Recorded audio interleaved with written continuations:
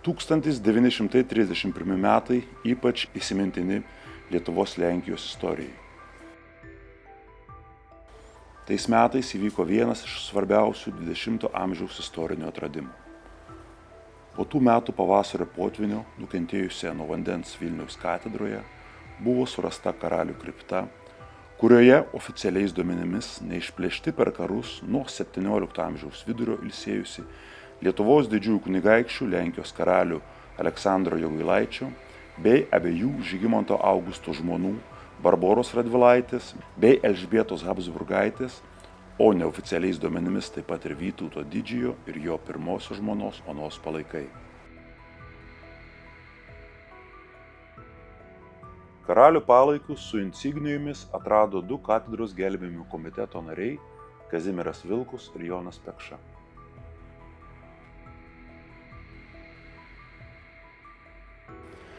Vėlesniuose prisiminimuose Kazimieras Vilkus taip nupasakojo kriptos atradimo momentą. Koridoriaus skliauto viršuje padidinome angą, kad būtų galima patekti į vidų. Aš lindau pirmas, po to apsigręžiau, žibintuvėlio apšviesdamas įėjimą Pekšai. Koridoriukas buvo siauras.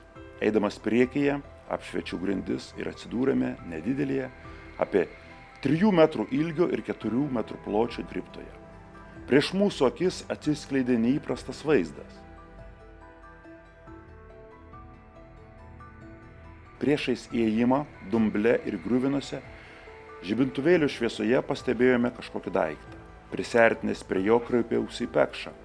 Pone, pažvelkite, čia guli kažkoks šalmas. Pasilenkiau ir pamačiau, kad tai ne šalmas, o žmogaus kaukolė su karūna.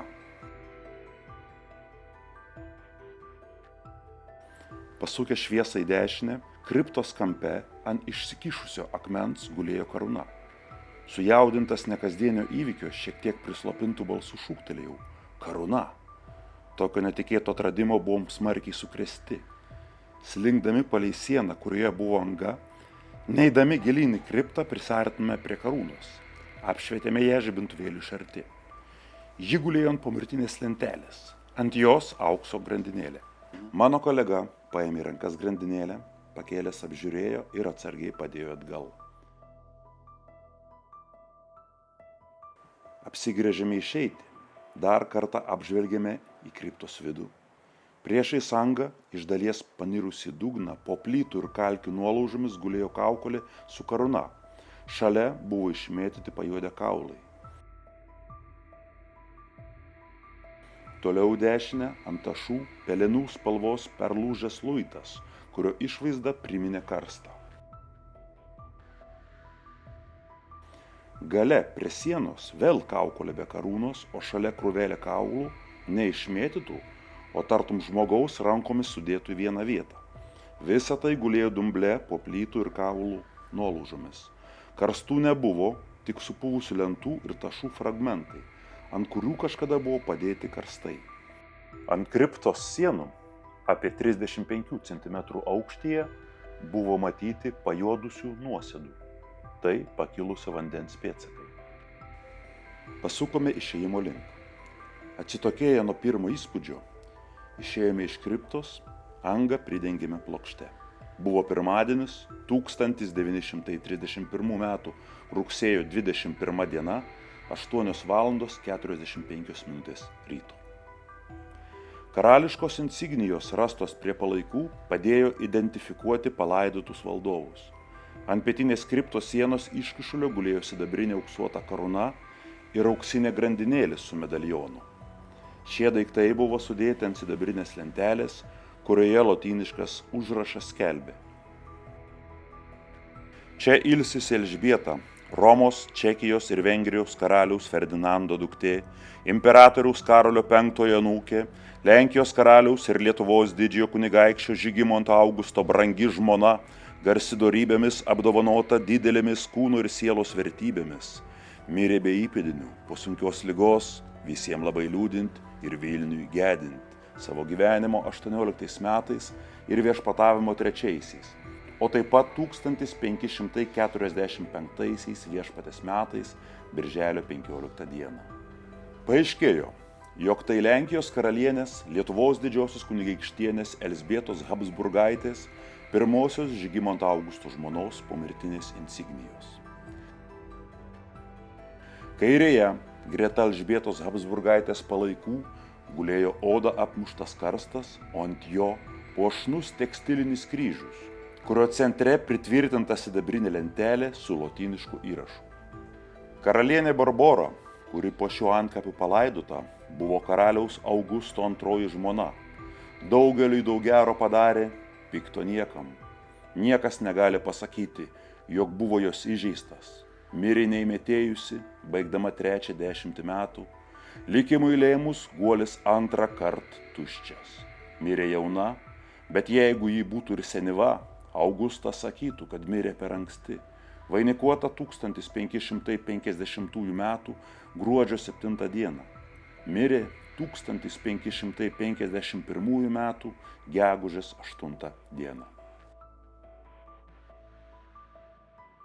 Lentelė skelbė, jog karste guli Lenkijos karalienės Lietuvos didžiosios kunigaikštienės Barboros Radvilaitės palaikai.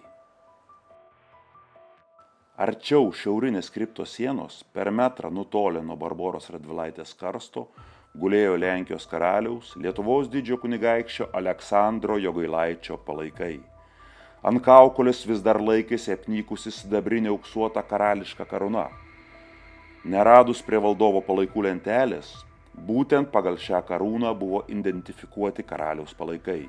Karūna karališka, o Aleksandras Jogailaitis, vienintelis Lenkijos karalius, Lietuvos didysis kunigaikštis, palaidotas Vilniaus katedroje.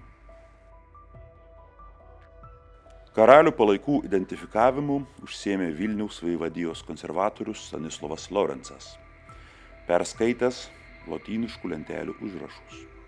Jau kitą dieną katedros gelbėjimo komiteto vykdomojo komiteto posėdyje Lorencui užklausus, ką reiktų daryti su atrastomis karalių karūnomis, vyskupas Jalbžikovskis atsakė, karūnos turi likti Vilniuje. Rugsėjo 23 dieną Vilniaus dienraštyje Slovo pasirodė žinutė, jog antspauduojant karalių kriptą rugsėjo 22 dienos ryte buvo surastas Aleksandro Jogailaičio skeptras. Vėliau apie šį skeptrą daugiau nebekalbėta. Iškilmingai pagerbus karalių palaikus, žymiam Vilniaus fotografui Janui Bulhakui atlikus kriptos fotofiksaciją bei dailininkams Ferdinandui Ruščicui, Jerži Hopenui, Kazimierui Kvietkovskiui ir Liudomyrui Sledzinskiui nupiešus ir nutapius bendrą kriptos vaizdą, karalių palaikai pradėti preparuoti. Pradėta nuo Aleksandro Jogailaičio palaikų. Oficialiais duomenimis prie Aleksandro Jogailaičio dešinio šlaunikaulio rastas į 3 dalis lūžęs virš 1 metro ilgio kalavijas, ant kurio buvo išlikę odinių makštų likučiai. Nuėmus nuo kaukolės stipriai apnykusią 6 aukštais fleronais puoštą sidabrinę auksuotą karūną, po kaukolę rasti 2 auksiniai žiedai su turkiais, kuriuos, kaip spėta į karaliaus karstą, pagal slavišką paprotį sudėjo jo žmona Elena. Tuo pat metu iš kriptos buvo išneštos Elzbietos Habsburgaitės insignijos. Sidabrinė auksuota karūna, puošta 20 žemų fleronų, o taip pat aukso grandinė su 4 cm pločio valdovų rūmų auksakolio Motiejaus Šilingo sukurtų medalionu, kurį puošė Žygimanto Senojo ir Žygimanto Augusto reljefiniai vaizdai ir sidabrinė lentelė su valdovės herbais ir jau minėtų užrašų. Po 2 dienų, spalio 26 dieną, preparuojant kalkių dėmę greta Elzbietos Habsburgaitės palaikų, buvo rastas auksinis žiedas puoštas 5 deimantais. Barboros Radvilaitės palaikai, įkalinti sustingusių kalkių luite, baigti preparuoti lapkričio 7 dieną. Prie karalienės palaikų rastas sidabrinis apie 400 cm ilgio skeptras, sidabrinis paauksuotas valdžios simbolis obuolys, ant kaklo buvusi auksinė, masyvi pynės formos grandinė. Kairės rankos pirštą puošė juodinimo technika atliktas prabangus auksinis žiedas su 3 brangakmeniais – briliantų, turkių bei rubinu. Arčiau dešinės rankos kalkių masėje rastas auksinis žiedas su 2 deimantais ir pynės formos plonas auksinis žiedas. Ant krūtinės gulėjusi prisiūta prie karalienės drabužių ar audinio, kuris dengė visą karalienės kūną ir galvą sidabrinė lentelė su herbais, erelių, raitelių ir 3 geriamaisiais ragais, Radvilų herbu. Lentelėje lotyniškas užrašas skelbė: 1551 viešpatės metais šviesiausioji kunigaikštienė Barbora iš Dievo malonės Lenkijos karalienė, Lietuvos, Rusijos, Prūsijos, Žemaitijos, Mozūrijos ir taip toliau didžioji kunigaikštienė, kilus iš Radvilų giminės ir namų, šviesiausio kunigaikščio pono Žygimanto Augusto iš Dievo malonės Lenkijos karaliaus, Lietuvos didžiojo kunigaikščio ir taip toliau antroji žmona, savo amžiaus 28 nebaigtais metais, Krokuvoje gegužės 8 dieną 18 val. Ankstyvos mirties pašaukta, čia guli palaidota. Po palaikų preparavimo visos karališkosios insignijos bei kiti papuošalai rasti kriptoje buvo pernešti į katedros zakristiją ir laikyti lobyno patalpoje. 1931 metų pabaigoje katedros gelbėjimo komitetas norėjo surengti parodą skirtą karalių palaikų atradimui, kurioje turėjo būti eksponuoti būsimo karališko mauzoliejaus brėžiniai, Jano Bulhako fotografijos, karališkos insignijos, dailės kūriniai, kuriuose užfiksuoti karalių palaikai, bei Barboros Radvilaitės palaikų preparavimo momentai. Parodos tais metais, kaip ir 1932 metais, taip ir nepavyko surengti. 1932 m. sausio 12 d. karališkos insignijos buvo nufotografuotos ir sausio 24 d. jų detales fotografijas pirmą kartą išvydo visuomenė.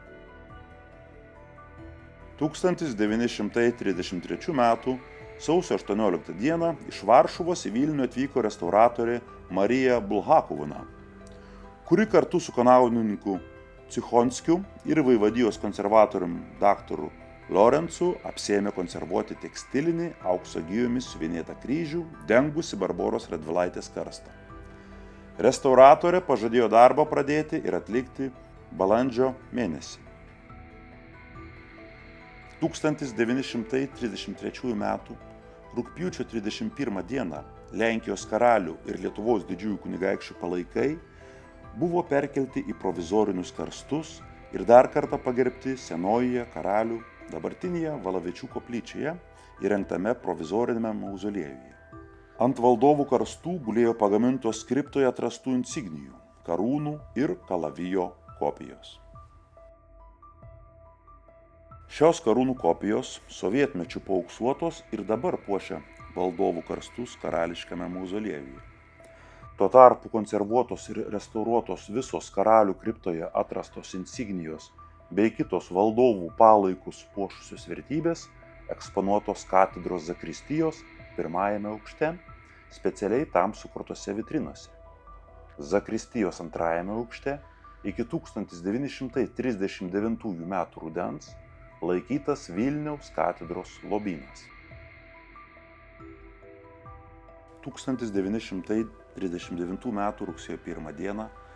nacistinį Vokietijai užpuolus Lenkiją ir prasidėjus Antrajam pasauliniam karui, Vilniaus katedros kapitula, žinodama skaudžią ankstesnių amžių patirtį, tuoj pat susirūpino didžiausių ir rečiau naudojimų lobyno vertybių saugumu. Apie rugsėjo 9 d. Vilniaus katedros lobyno saugyklos ir kai kurios didžiosios zakristijos vertybės buvo labai paskubomis sukrautos laiptinės sienos nišoje tarp Goštautų ir Švento Jono Nepomuko koplyčios. Vertybių sudėjimas tiesiog į krūvą, kartais perdengiant ties laikraščiais, liudijo ypatingą kapitulos narių skubėjimą. Dėl karo grėsmės nuo 1939 m. gegužės iki gruodžio Vilniaus katedros kapitula į posėdžius nesirinko. Kaip liudija 1940 m. pradžios posėdžių protokolai, visi svarbiausi su katedra susiję klausimai tuo metu buvo sprendžiami tariantis gana siaurame rate per pokalbius zakristijoje. Sprendimai dėl kai kurių dalykų priimti net neinformuojant visų kapitulos narių. Tokiu būdu greičiausiai buvo nuspręsta ir dėl nedelstino lobyno paslėpimo. Slaptą vietą galėjo žinoti matyt vos 3 asmenys. Neabejotina, kad vienas tokių asmenų buvo tuometinis prelatas, kustodas Pranciškus Volocka. Kažin, ar apie slėptuvės vietą buvo informuoti netgi ganytojai, arkivyskupai Romaldas Jalbžikovskis ir Mečislovas Reinys.